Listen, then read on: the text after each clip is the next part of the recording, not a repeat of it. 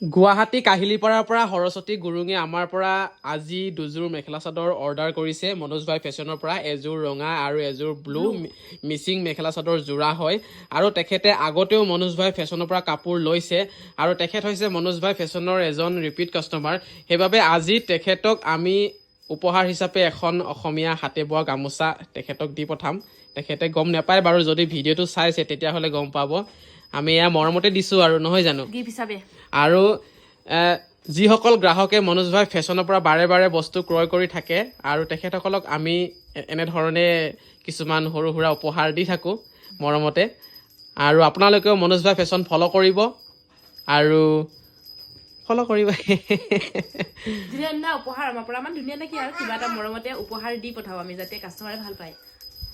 হয় দিয়া হয় ন বেবী হয় কোৱা হয় কোৱা এইফালে চোৱা